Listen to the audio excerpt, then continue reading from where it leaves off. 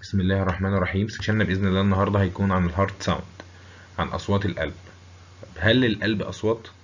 طبعا أخدناها السنة اللي فاتت، أخدنا إن القلب بتاعي أربع أصوات: اس واحد واس اتنين واس تلاتة واس أربعة. واتفقنا السنة اللي فاتت وأخدنا السنة اللي فاتت إن أنا في عندي صوتين بقدر أسمعهم، اللي هو اس واحد واس اتنين، اللي هو هارت ساوند واحد وهارت ساوند اتنين. وفي صوتين ما بقدرش أسمعهم، اللي هو اس تلاتة واس أربعة. يبقى في عندي تو ساوند اودابل، اللي هو اس واحد واس اتنين، وفي تو ساوند نون اودابل، اللي هو اس 3 واس 4. طيب اس واحد واس اتنين اللي سمعوهم دول سمعوهم بايه؟ دي بسيطة، سمعوهم والله بالسماعة اللي هي الاستيثوسكوب، اللي هي قلنا عليها قبل كده اسمها الاستيثوسكوب، استيثوسكوب. طيب اس 3 واس 4 اللي احنا بنسمعهمش دول عرفوهم ازاي؟ بجهاز اسمه الفونوكارديوجرام. الفونوكارديوجرام ده عبارة عن جهاز بيسجل صوت القلب ويطلع لي رسمة فونوكارديوجراف، بيسجلهولي على هيئة رسمة، على هيئة شخابيط كده. بتديني اس 3 واس 4. يبقى الفونوكارديوجرام يقدر يسجل لي الاربع اصوات بتوع القلب، لكن الصوتين اللي انا اقدر اسمعهم بالسماعه هم اس 1 واس 2.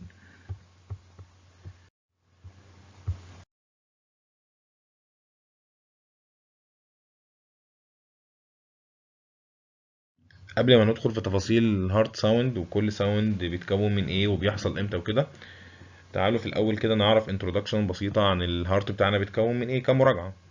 الهارت بتاعي بيتكون من اتنين اتريوم واتنين فنتريكل. ده الليفت اتريوم وده الرايت اتريوم. طيب وتحته ده الليفت فنتريكل وده الرايت فنتريكل. احنا عارفين ان كل اتريوم مفصول عن الفنتريكل اللي تحتيه بفالف، بباب. الفالف اللي ما بين الاتريوم وما بين الفنتريكل بنسميه اتريو فنتريكولار فالف، اتريو فنتريكولار فالف. طيب الفالف اللي موجود ما بين الليفت اتريوم والليفت فنتريكل اللي هو الميترال فالف، ثنائي الشرفات. طيب والفالف اللي ما بين الرايت اتريوم والرايت فنتريكل اللي هو التراي كاسبيد اللي هو الثلاثي الشرفات. طيب دي الفالفات اللي عندي بس؟ لا، ده في عندي فالف ما بين كل فنتريكل والارتري اللي مفتوح معاه. يبقى الليفت فنتريكل متصل بيه الاورطه، طب الرايت فنتريكل متوصل بيه البلمونري. يبقى في فالف ما بين الليفت فنتريكل اللي هو الاورتيك فالف اللي بيفصل ما بين الليفت فنتريكل والاورطه، وفي فالف ما بين الرايت فنتريكل والبلمونري اللي هو البلمونري فالف. يبقى انا في كده عندي نوعين من الفالفز: اتريو فنتريكولار فالف، ودول اتنين اللي هم التراي كاسبيد والميترال اللي بيفصلوا ما بين الاتريوم والفنتركل. وفي عندي تو سيميليونر فالف اللي هو الاورتيك والبلمونري اللي بيفصلوا ما بين الليفت فنتركل والاورطه وما بين الرايت فنتركل والبلمونري. تتوقعوا دلوقتي ان انا هسمع اصوات امتى؟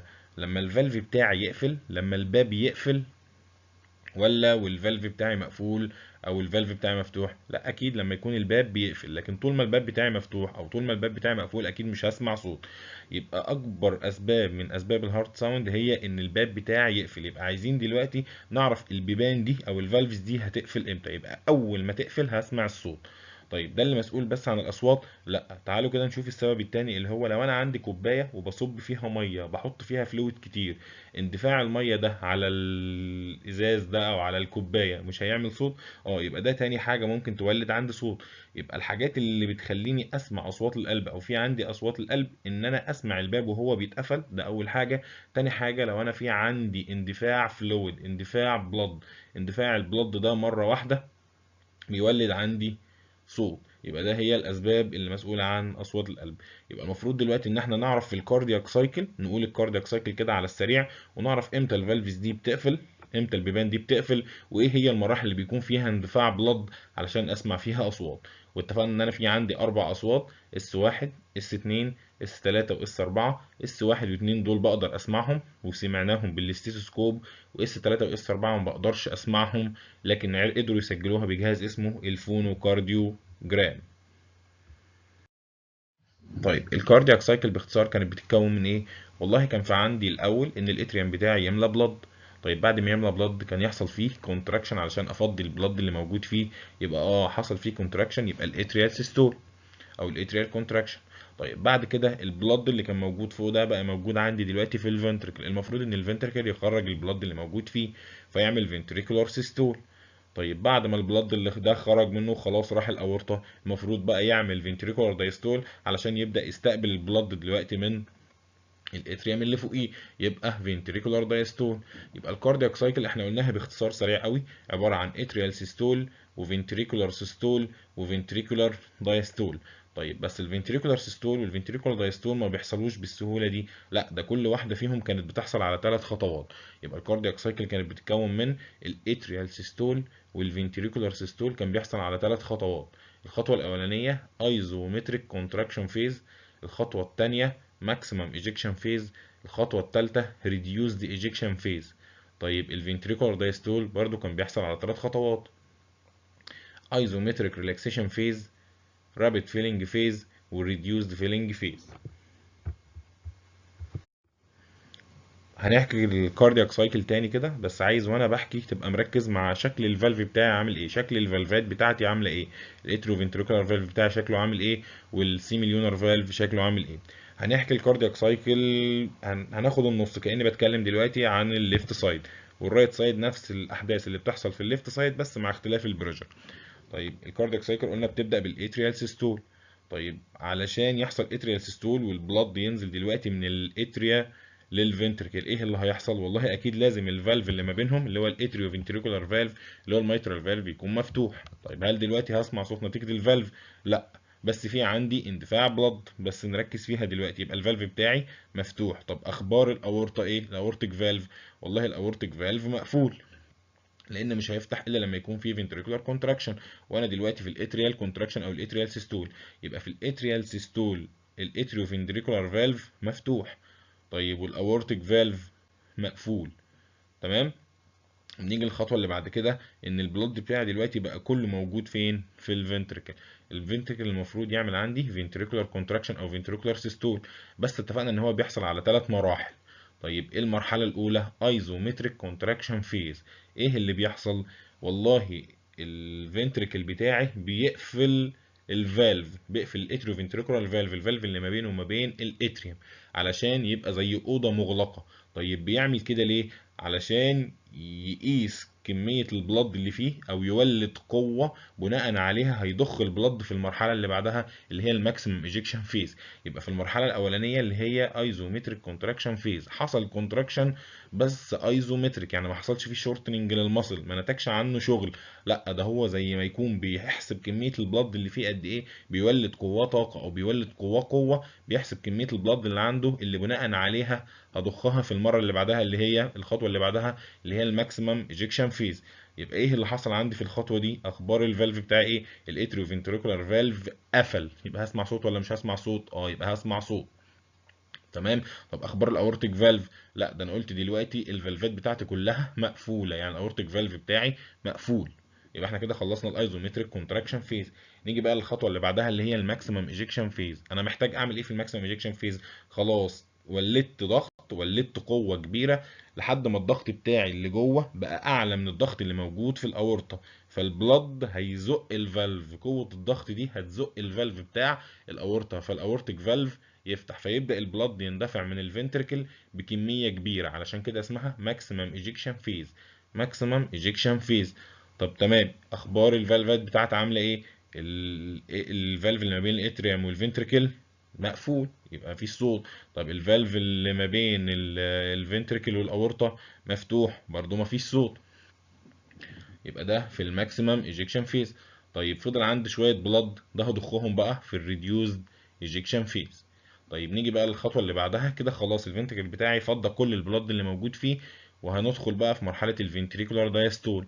طيب هيبدا يستعد للدايستول فيقفل الفالفات على نفسه. تمام. يعمل حاجه اسمها ايزومتريك ريلاكسيشن فيز، بقى اوضه مغلقه برضو، قفل الفالف اللي ما بينه وما بين الاورطه. دلوقتي حصل عندي ان في فالف اتقفل اللي هو الاورتيك فالف. هسمع صوت؟ يبقى هسمع صوت كمان. ده في الايزومتريك ريلاكسيشن فيز. طب نيجي بقى للمرحله اللي بعدها، خلاص الفنتركل بتاعي بدا يعمل ريلاكسيشن، يبقى بدا يعمل ريلاكسيشن فهيعمل زي الشفاط، يفتح الفالف اللي ما بينه وما بين الاورطه ويشفط البلد، عشان كده سميناها الرابid فيلينج فيز. يبقى يبدا يشفط كميه بلد كبيره. طب في الخطوه اللي بعدها اللي هي ريديوسد فيلينج، يبدا يشفط كميه بلد قليله علشان تيجي السايكل اللي بعدها اللي هي بتبدا بالاتريال سيستول عشان اضخ كميه البلد. لان احنا عارفين ان 70% من البلد كان بينزل بالجرافيتي، كان بينزل لوحده في مرحله الفنتريكولار دايستول، اما الاتريال سيستول كان مسؤول بس عن نزول 30% من البلد. يبقى تعالوا كده على السريع نشوف القصه تاني. الفالفات بتاعتي اول ما قفلت امتى؟ تعالوا نشوف كده الاتريو فنتريكولار فالف قفل امتى. والله قفل في الايزومتريك كونتراكشن فيز. طب تعالوا كده نشوف الاورطه قفل امتى. في الايزومتريك ريلاكسيشن فيز. طب تمام. يبقى في الايزومتريك كونتراكشن فيز في فالف قفل، باب قفل، عشان كده هسمع صوت. طب في الايزومتريك ريلاكسيشن فيز في باب قفل، عشان كده هسمع صوت. طب تعالوا كده نشوف المراحل اللي كان فيها اندفاع بلد، اللي كان فيها فلويد او فيها بلد هينزل على الكوبايه فيعمل عنده صوت. زي مين؟ في الاتريال سيستول. في الاتريال سيستول والله انا بضخ كميه بلد، في كميه بلد هتعدي من باب صغير فهتعمل اندفاع الميه دي او اندفاع الفلويد او اندفاع البلد ده هيعمل عندي صوت. طب كان في عندي مرحله تانية فيها اندفاع للبلد. اه كان في عندي في الرابid فيلينج فيز، لما الفنتركل بتاعي عمل كشفات، بدأ يعمل ريلاكسيشن وبدأ يوسع، فعمل عندي كشفات يشفط البلد من مين؟ من الاورطه، اللي هو نزول ال70% ده، نزول البلد على الكوبايه اهو، على الجدار بتاع الفنتركل هيعمل عندي صوت. يبقى ده حاجات هسمع فيها صوت. يبقى قلنا ان انا بسمع صوتين اللي هو اس واحد واس اتنين، وفي صوتين مش بسمعهم اللي هم اس تلاتة واس اربعة. طب اس واحد واتنين انا سمعتهم ليه؟ والله لانهم اصوات عالية بالنسبة للاصوات التانية اللي هو اس تلاتة واس اربعة. طيب برضو اصوات عالية ليه؟ لان في اسباب تكوينهم او ان في الكوز بتاعتهم ان فيهم باب بيقفل، فيهم فالف بيقفل، علشان كده صوته عالي. طيب هو اقوى ان الباب يقفل فاسمع صوت، ولا اندفاع البلد على الكوباية واندفاع الميه على الكوبايه اسمع صوت؟ لا طبعا صوت الباب وهو بيقفل. علشان كده في الكومبوننت بتاعتهم في فالف بيقفل، في باب بيقفل، علشان كده صوتهم عالي. تعالوا دلوقتي نعرف بقى كل نورمال ساوند بيتكون من ايه، اس واحد، اس اتنين، اس تلاتة، اس اربعة، كل واحد بيتكون من ايه ومدته قد ايه وبيحصل ليه. طيب اتفقنا ان احنا بنسمع اس واحد واس اتنين والله دول علشان اصوات عالية، واتفقنا ان فيهم لازم يكون فالف بيقفل. تمام. يبقى تعالوا نشوف اس واحد بتحصل في ايه. اس واحد الديوريشن بتاعتها ده اطول صوت، الديوريشن بتاعتها 15 من 100 سكند. 15 من 100 سكند. طيب لو انت جيت وحطيت السماعة على الشيست بتاع البيشنت هتسمع لب دب لب دب لب دب. الصوت العالي او الصوت الاولاني الصوت الكبير ده هو اس واحد، والصوت التاني اللي هو الدب ده هو اس اتنين. طيب اس واحد قلنا ده اطول صوت، مدته 15 من 100 سكند. طيب بيحصل امتى؟ في الايزومتريك كونتراكشن فيز والماكسيمم ايجيكشن فيز. طب تعالوا كده نفتكر ونشوف الايزومتريك كونتراكشن فيز كان بيحصل فيها ايه والماكسيمم ايجيكشن فيز كان بيحصل فيها ايه. ايزومتريك كونتراكشن فيز كان ساعتها الفالف كان بيقفل، كان الفالف بتاع الاتريو فنتريكولار فالف بيقفل، الفالف اللي ما بين الاورطه والفنتركل كان بيقفل، علشان كده بسمع صوت. طيب الصوت ده كان اعلى صوت اللي هو اس واحد، اعلى صوت واطول صوت، علشان كده بيشارك معاه المرحله الثانيه اللي هي الماكسيمم ايجيكشن فيز. طيب كان ايه اللي بيحصل في الماكسيمم ايجيكشن فيز؟ كان في عندي كميه بلاد كبيره بتتضخ في الاورطه، كميه بلاد كبيره بتمشي او كميه في فلويد كتير بيمشي، فلويد كتير هينزل على الكوبايه، عشان كده هيعمل عندي صوت. طيب يبقى هو بيحصل في الايزومتريك كونتراكشن فيز والماكسيمم ايجيكشن فيز. طب الكوزز عندي ثلاثة كومبوننت نتيجة ان الفالف بتاعي قفل، ده اول حاجة الاتروفنتريكولار فالف قفل. طيب تاني حاجة ان كمية البلد اللي اندفعت دي ففي يبقى في فاسكولار كومبوننت. طيب في حاجة كمان، في حاجة تالتة اسمها الفنتريكولار كومبوننت، ان الفنتريكل نفسه بما انه عضلة كبيرة وبيجي يعمل كونتراكشن فبيحصل فايبريشن للوول، دي بتشارك معايا برضو في الصوت. يبقى بيتكون من ثلاثة كومبوننت، فالفولار كومبوننت ان الفالف قفل، فنتريكولار كومبوننت نتيجة إن حصل فايبريشن للوول بتاع الفنتركل during الكونتراكشن، وفي فاسكولار كومبوننت اندفاع الفلويد أو اندفاع البلد في الأورطة. طيب إيه هي الكاركترز؟ اتفقنا إن هو لما بحط السماعة بسمع لب، طب يبقى هو اللب الجزء الأولاني اللي أنا بسمعه ده تمام. طيب لو جيت هسمعه فين؟ اكيد على الاماكن بتاعه الفالفات دي. طيب هو مين اللي قفل؟ الاتريو فنتريكولار فالف اللي هو الميترال فالف والترايكاسبيد فالف. طيب الميترال فالف مكانه فين؟ في الميترال اريا. الترايكاسبيد فالف يبقى في الترايكاسبيد اريا. طب تعالوا كده نعرف بقى الاوسكالتاتوري ارياز دي.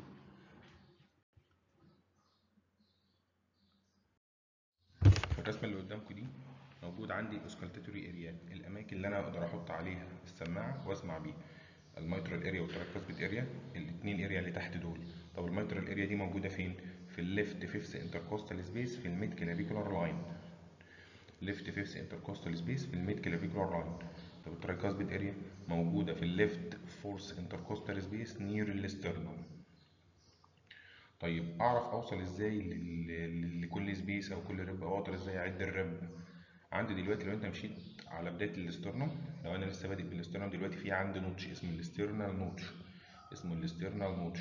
طيب اتحرك بصباعي لتحت كده على الاسترنوم، على المانوبريم سترناي، الاقي في خط، في اليفيشن كده اسمه الاسترنال ريدج او الاسترنال اليفيشن. طيب عنده هي دي بقى الاسترنال انجل، جنبها على طول السكند ريب، يبقى ده السكند ريب، يبقى اللي تحته سبيس، يبقى اللي تحته الثيرد ريب، يبقى اللي تحته الثيرد سبيس، يبقى اللي تحته الفورث ريب، يبقى اللي تحته الفورث سبيس، وهكذا لحد ما اوصل للاماكن اللي انا عايزها. يبقى الميترال اريا مكانها فين؟ في الليفت فيفث انتركوستال سبيس في الميد كلافيكولار لاين. يبقى نتخيل دلوقتي ان الجرافيك اللي قدامكم دي في خط وهمي بيقسمها نصين، يبقى هو موجود في الخط ده اللي هو الميد كلافيكولار لاين. طب في الترايكاسبيد اريا موجوده في الليفت فورس انتركوستال سبيس نير الاسترنوم. تعالوا بالمره نقول الاماكن الثانيه بتاع الاورتيك فالف والبلمونري فالف. طيب البلمونري فالف او البلمونري اريا اللي انا هسمع عليها البلمونري فالف هسمعها فين؟ في الليفت سكند انتركوستال سبيس نير الاسترنوم. طب الاورطه في الرايت سكند انتركوستال سبيس نير الاسترنوم. طيب في حاجه دلوقتي في دماغكم اكيد كلكم بتسالوا فيها، طب ازاي والاورطه ده المفروض اصلا موجود ناحيه الليفت والبلمونري هو اللي موجود ناحيه الرايت؟ ما هو خارج بيحصل فيه اوفرلابنج، بيركبوا على بعض كده، واحد بيروح عكس اتجاهه. يعني الاورطه اللي طالع من الشمال لا بيكمل معايا ناحيه اليمين، موجود ناحيه اليمين، والبلمونري اللي موجود ناحيه اليمين بيروح ناحيه الشمال. علشان كده البلمونري اريا في السكند، في الرايت سكند انتركوستال سبيس نير الاسترنم، والاورطه في الليفت والاورطه في الرايت سكند انتركوستال سبيس نير الاسترنم، والبلمونري في الليفت سكند انتركوستال سبيس نير الاسترنم. يبقى اس واحد لما اجي اسمعه هسمعه على الميترال اريا، على التراكاسبيد اريا. يبقى احط السماعه في المكانين دول عشان احسن صوت اسمعه في المكانين دول، الميترال اريا والتراكاسبيد اريا. طيب تعالوا بقى ندخل على اس 2. قلنا ده والله الصوت التاني اللي انا بسمعه. طيب مدته قد ايه؟ 1/10 سكند. طيب صوته فعلا مدته اقل من اس واحد. اس واحد ده قلنا الصوت الاكبر، وبعديه كده اس 2. طيب بيحصل امتى؟ في الايزومتريك ريلاكسيشن فيز. في الايزومتريك ريلاكسيشن فيز كان ايه اللي بيحصل في الايزومتريك ريلاكسيشن فيز؟ كان خلاص الفالف اللي ما بين الفنتركل والاورطه هيقفل، يبقى الاورتيك فالف او السيميليونر فالف هيقفل. طب لما يقفل هسمع صوت، يبقى نتيجه السادن كلوجر اوف السيميليونر فالف الاورتيك او البلمونري. واحنا عارفين ان الاورطه والبلمونري الاتنين بيقفلوا في نفس التوقيت، وبرضه بالمثل الميترال والترايكازول بيقفلوا في نفس التوقيت، وهكذا. تمام. طب لو سمعت اس 2 ده هسمعه فين؟ هسمعه على مكان الفالف بتاعه، يبقى هسمعه في الاورتيك اريا وهسمعه في البلمونري اريا. واتفقنا ان الاورتيك اريا موجوده في السكند رايت انتركوستال سبيس نير الاسترنم، والبلمونري في السكند ليفت انتركوستال سبيس نير الاسترنم. وعرفنا هم ليه بيخرجوا عكس اماكنهم، لان بيحصل اوفرلابنج وهم خارجين. نيجي بقى للاصوات اللي انا ما بسمعهاش، اللي هي اس 3 واس 4. واتفقنا وقلنا هم عرفوهم ازاي، عن طريق جهاز اسمه الفونو كارديوجرام، سجل الاصوات دي ورسمها لي. طيب يبقى اس 3 المفروض ان انا ما بسمعوش. طيب علشان اسمعه ممكن اسمعه امتى؟ ممكن اسمعه لو في عندي طفل صغير، لو في التشيلدرن. بس في عندي برضو شروط علشان اسمعه، ان لازم هسمعه على الميترال اريا، واخلي التشايلد بتاعي ده في الريكومبننت بوزيشن، يعني انيمه على جنبه كده، واخليه ليننج فورورد، ليننج تو ذا ليفت سايد، واميله كمان ناحيه الشمال، بحيث ان انا اخلي الهارت بتاعه لازق في التشيست وول علشان اقدر اسمعه. يبقى ده ممكن بس اسمعه فين؟ في بعض الحالات لو كان عندي تشايلد، والتشايلد ده لازم انيمه على جنبه واخليه كمان leaning forward to the left side علشان اقدر اسمعه، لكن انا في الطبيعي المفروض ما بسمعوش. طيب مدته قد ايه؟ 5 من 100 سكند، 5 من 100 سكند. طيب بيحصل امتى؟ والله بيحصل في الرابid فيلينج فيز. احنا اتفقنا ان انا اسمع الصوت لو الباب بيقفل، او لو فيه اندفاع، او لو فيه اندفاع بلد. طيب ايه اللي بيحصل في الرابid فيلينج فيز؟ خلاص بدأ يحصل عندي الفنتركل بتاعي يعمل ريلاكسيشن، ويبدأ يشفط البلد من مين؟ من الاتريوم. اه، ففي عندي بلد كتير هيبدأ ينزل دلوقتي، اللي هو بداية ال70% اللي بينزلوا بالجرافيتي هيبدأوا ينزلوا على الوول بتاع الفنتركل. علشان كده في صوت اللي هو اس 3. طيب الكاركترز بتاعته، والله ده لو بيتشد، واسمعه فين؟ قلت sometimes can be heard في التشيلدرن، وبسمعه في الميترال اريا اللي احنا قلنا مكانها فين؟ في الليفت فيفث انتركوستال سبيس في الميد كلافيكولار لاين. طيب اس 4 مدته 3 من 100 سكند. طيب بيحصل امتى؟ في المرحله اللي بيبقى فيها نزول 30% الباقيين من البلد، اللي هي مرحله الاتريال سيستول، ان في اندفاع بلد من الاتريا نتيجه الاتريال سيستول، فالبلد ينزل على الفنتريكل، فبعدين يحصل صوت. يبقى نتيجة vibration of القصبس of ال AV valve، نتيجة rush of blood from الاتريا to the ventricle. طب وقلنا ان الصوت ده ضعيف، والمفروض ان انا مش بسمعه حتى في الاطفال، يبقى لا بسمعه لا في الاطفال ولا في الادلت. طيب لو سمعته abnormal هسمعه فين؟ هسمعه في الميترال اريا. طيب لحد دلوقتي احنا كده خلصنا النورمال هارت ساوند، اللي هو المفروض ان احنا بنسمعهم، الاصوات الطبيعيه بتاعه القلب. طيب هل في اصوات غير طبيعيه ممكن اسمعها؟ في ممكن يبقى في abnormalities في الهارت ساوند. زي ايه؟ المفروض ان انا قلت بسمع صوتين اللي هو اس واحد واس اتنين. طب ايه اللي هيحصل لو انا سمعت ثلاث اصوات؟ لو سمعت اصوات تانية، يبقى اذا كده في عندي مشكلة، في عندي حاجة مش طبيعية. يبقى انا لو سمعت ثلاث اصوات دي حاجة مش طبيعية. تمام. طيب لو سمعت عندي الصوتين، وفي عندي في الباك جراوند في دوشة، المفروض ان انا اسمع الصوت اس واحد واس اتنين دول صافيين. طيب لو حصل وفي عندي لغط، لو بقى في دوشة حواليهم، بقت حاجة اسمها ميرمر، بقى في حاجة في الباك جراوند كده في الخلفية ورا الصوتين، بقى في لغط، بقى في دوشة. الدوشه دي هنسميها ميرمر. يبقى في ممكن ابنورمال ساوند ممكن اسمعهم، اللي هو بدل ما كنت بسمع صوتين لا سمعت ثلاثه. طيب او بقى في عندي دوشه اللي هي الميرمر. طيب الصوت الثالث اللي انا بسمعه ده ممكن يكون ايه؟ والله على حسب. ممكن كان صوت من الصوتين اللي هو اس واحد او اس اتنين واتقسم لاتنين، فبقى عندي ثلاث اصوات. يا اما اس واحد واس اتنين زي ما هما، واتضاف عليهم صوت من اللي انا مش بسمعهم. يبقى الابنورمال الاول ابنورماليتي ان انا بسمع ثلاث اصوات، والصوت الثالث ده ممكن يكون حاجه من اتنين.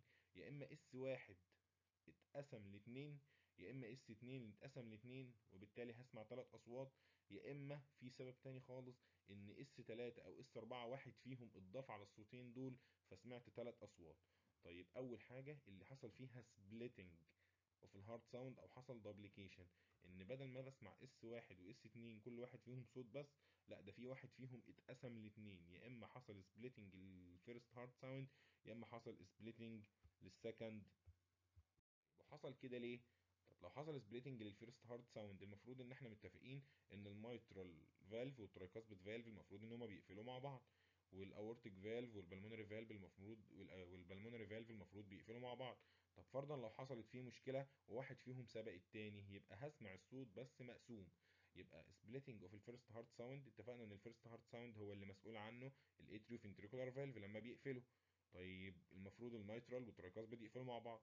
طيب لو واحد فيهم سبق التاني، يبقى هسمع الصوت الفيرست هارت ساوند مقسوم، يبقى سبليتنج. طيب يا اما سبليتنج للسكند هارت ساوند. مين اللي مسؤول عن السكند هارت ساوند؟ اللي هو الكلوجر بتاع الاورتيك فالف والبلمونري فالف اللي المفروض بيقفلوا مع بعض. طب لو واحد فيهم سبق التاني، هيحصل فيها سبليتنج للسكند هارت ساوند.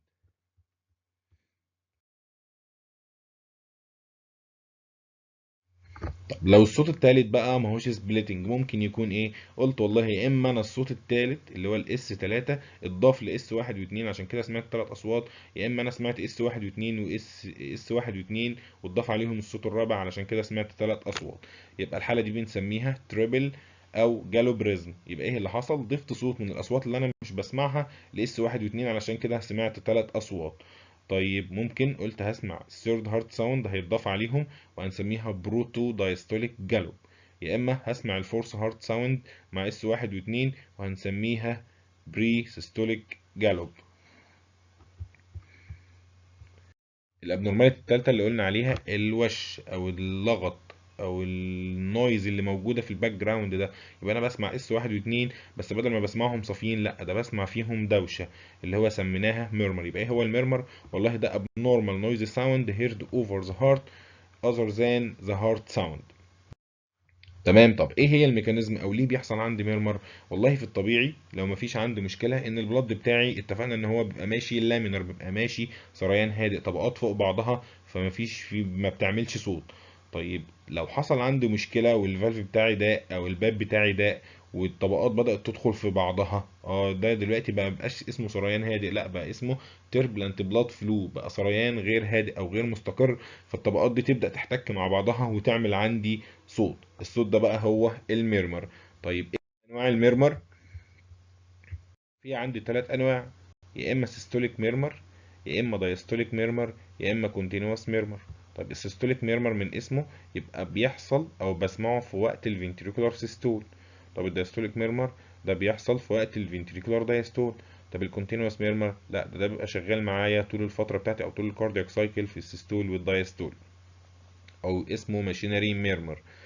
طيب السيستوليك ميرمر، تعالوا كده نفتكر هو ايه اللي كان بيحصل في الفنتريكولار سيستول. والله كان البلد اللي موجود في الفنتريكل يبدأ يتضخ عندي في الأورطة، صح؟ يبقى الباب اللي ما بين الفنتريكل والأورطة لازم يكون مفتوح. تمام. طيب والباب اللي ما بين الأورطة ما بين الاتريوم والفنتريكل بيكون مقفول. تمام. طيب ايه اللي يخلي يحصل عندي صوت او يحصل عندي وش؟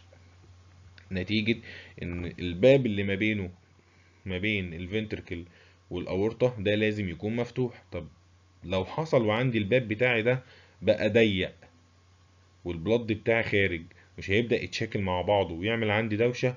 يبقى لو حصل ناروينج او ستينوزس في الاورتيك او البلمونري فالف. طب ده السبب. طيب المفروض ان انا عندي الفالف اللي ما بين الاتريوم والفنتركل ده مقفول علشان البلد بتاعي ما يرجعش تاني في الاتريوم. طيب لو حصل عندي والباب بتاعي ده مفوت، او الميترال فالف او التراي كاسبيد فالف بتاعي ده مفوت، ايه اللي هيحصل؟ لما اجي اعمل فنتريكولار كونتراكشن في شويه بلد هيبداوا يرجعوا عكس اتجاههم، هيبداوا يرجعوا للاتريوم، علشان كده هيحصل في عندي لغط. يبقى ممكن تحصل عندي لو حصل في حاجه اسمها ريجارجيتيشن، يعني لو حصل فيها ارتجاع او حصل وايدنينج. يبقى الاسباب بتاعه السيستوليك ميرمر ان هو ده بتحصل في وقت الفنتريكولار سيستول. طيب في المسافه ما بين الفيرست هارت ساوند والسكند هارت ساوند، يبقى المفروض ان انا كنت بسمع اس واحد وبعدين استنى شويه وبعد كده اسمع اس 2 والباك جراوند صافيه. طب ايه اللي حصل دلوقتي؟ لا ده يحصل اس واحد وبعد كده اسمع دوشه وبعد كده اسمع اس 2. طيب ايه الاسباب؟ قلنا في عندي اسباب ان الباب بتاعي بقى ضيق، الباب اللي هو الاورتيك او البلمونري فالف. طيب يا اما الباب اصلا اللي كان مقفول بس دلوقتي بقى مفوت، بقى فيه شويه بلاد ممكن يرجعوا تاني للاتريا، اللي هو زي الميترال او الترايكاسبيد فالف ريجرجيتيشن. تمام. في حاله كمان اسمها الكونجينيتال في اس دي، انترفنتريكولار سيبتال ديفكت او كونجينيتال فنتريكولار سيبتال ديفكت. ايه الحاله دي؟ عندي السبتم اللي ما بين الفنتريكل اسمه الانترفنتريكولار سيبتم. طب لو حصل فيه ديفكت، في فتحه ما بين الاثنين، ايه اللي هيحصل؟ في وقت الفنتريكولار كونتراكشن والفنتريكل بيعصر نفسه عشان يضخ البلد، في شويه بلد هيعدوا من الفنتريكل ده للفنتريكل ده وشويه من الفنتريكل ده هيروح للفنتريكل ده. حركه البلد دي هتعمل عندي لغط، المفروض دي اصلا في الطبيعي مش موجوده. يبقى في عنده اورجانيك كوزس، في اسباب عضويه اللي هو ناروينج او ستينوزس، ان الباب اللي ما بين الفنتريكل والاورطه ضيق، يبقى ده اورتيك او بالمونري فالف ستينوزس. طيب يا اما الباب مفوت اللي هو اللي فوق بقى اللي هو الميترال والترايكاسبيد فالف ريجرجيتيشن، يا اما الكونجينيتال او انترفنتريكولار سيبتال ديفكت، دي اسباب عضويه. طيب في اسباب تانية، في اسباب اسمها فانكشنال، يعني عندي الهارت بتاعي سليم بس في عندي سبب تاني، في مشكله في البلد سرعته اختلفت، البلد فلو اختلف، زي في حاله زي الفيفر او الانيميا، بيحصل في تشينج في الريت اوف بلاد فلو، البلد بتاعي بدأ يمشي بسرعة مختلفة عن اللي كان بيمشي فيها فيبدأ يخبط في بعضه ويحصل عندي ميرمر، يبقى ده السيستوليك ميرمر. طيب الدايستوليك ميرمر، ده بيحصل بقى during الكاردياك سيستول، بعد السكند هارت ساوند أبدأ أسمع الوش ده أو اللغط ده. طيب هو إيه اللي بيحصل during دايستول؟ المفروض الفالف أو الباب اللي ما بين الاتريوم والفنتريكل يكون مفتوح علشان البلد يعدي من الاتريوم للفنتريكل. تمام. طيب والفالف اللي ما بين الفنتركل والاورطه اخباره ايه؟ لا ده لازم يكون مقفول، لان انا خلاص بدات فتره الدايستول. طيب ايه رايك لو انا جيت دلوقتي والباب اللي المفروض مفتوح، اللي هو اللي ما بين الاتريوم والفنتركل دلوقتي المفروض مفتوح، لو انا جيت وضيقته ايه اللي هيحصل؟ كميه البلد اللي بتنزل هتبدا تتشاكل مع بعضها، ويبدا يخبطوا في بعض ويعمل عندي ميرمر. يبقى بتحصل لو حصل فيه ناروينج للميترال والترايكاسبيد فالف. تمام. طب ده سبب. في سبب تاني، والله لو الباب اللي اصلا اللي المفروض مقفول، اللي هو الاورتيك او البلمونري فالف، طلع مفوت، يعني في شويه بلد المفروض ما يعدوش لا هيعدوا، الباب بتاعي مفوت، يبقى في الاورتيك والبلمونري جارجيتيشن، يبقى ده الدايستوليك ميرمر. طيب النوع الثالث او السبب الثالث او الطيب الثالث هو الكونتينوس ميرمر. قلنا ده بيحصل في السيستول والدايستول، واسمه ماشينري ميرمر، لان الصوت بيبقى شبه الالات، شبه صوت الماشين كده، عشان كده بيسموه ماشينري ميرمر. طيب وده بيحصل امتى؟ في حاله اسمها بيتنت تاكتس ارتريوز. طيب دي فتحة بتبقى موجودة ما بين الأورطة والبلمونري ارتري، ما بين الأورطة والبلمونري، ففي وقت الكونتراكشن هسمع صوت، وفي وقت الريلاكسيشن برضه هسمع صوت، علشان كده بيكون كونتينوس ميرمر شغال معايا طول الوقت من اس واحد لاس واحد، زي ما احنا شايفين تحت، ادي اس واحد وده اس واحد بتاع السايكل اللي بعدها، الصوت مكمل معايا طول السايكل، عشان كده اسمه كونتينوس ميرمر. طيب كده احنا خلصنا الهارد ساوند والنورمال والابنورمال، واتفقنا ان في صوتين انا بقدر اسمعهم، واللي قدرت اسمعهم دول اللي هم اس واحد واتنين، وقدرت اسمعهم بالاستيثوسكوب. عايزين نعرف بقى الاستيثوسكوب بتاعتي بتتكون من ايه. زي ما احنا شايفين في الصورة قدامكم بتتكون من جزئين. طيب الجزء ده اللي انا بحطه في وداني اللي هو هنسميه الاير بيس. طيب والجزء ده والله اللي بنحطه على منطقة الشيست عشان نسمع بيه، هنسميه الشيست بيس. الشيست بيس. يبقى ده اسمها الاير بيس، وده الشيست بيس، ولو جينا نشوف هنلاقيهم كونكتد مع بعض برابر تيوب. طيب الشيست بيس لو جينا نشوف هنلاقيها بتتكون من جزئين، الجزء الصغير ده والجزء الكبير ده. الجزء الصغير اسمه الكون، طب والجزء العريض الكبير اللي تحت ده اسمه الديافرام، والاتنين بيسمعوا، دي بتسمع ودي بتسمع. طيب وفي عندي هنا زي مفتاح كده، زي فالف، بقدر افتح بيه اتحكم ان انا اسمع بده او اتحكم ان انا اسمع بدي. يبقى الاستيثوسكوب بتتكون من شيست بيس واير بيس وكونكتد مع بعض برابر. طيب بقدر استخدم الاستيتوسكوب دي في ايه؟ اول استخدام قلنا ان انا بقدر اسمع بيها الهارت ساوند بس. لا ده ممكن اسمع بيها كمان البريس ساوند. دكاترة الشيست بتوع الصدر بيقدر يسمعوا البريس ساوند، علشان كده ممكن لو حطيناها على الباك بتاع البيشنت اقدر اسمع بيها البريس ساوند. بس كده؟ لا ده انا كمان ممكن بستخدمها في الميجرمنت بتاع الارتيريال بلاد بريشر، خدناها قبل كده.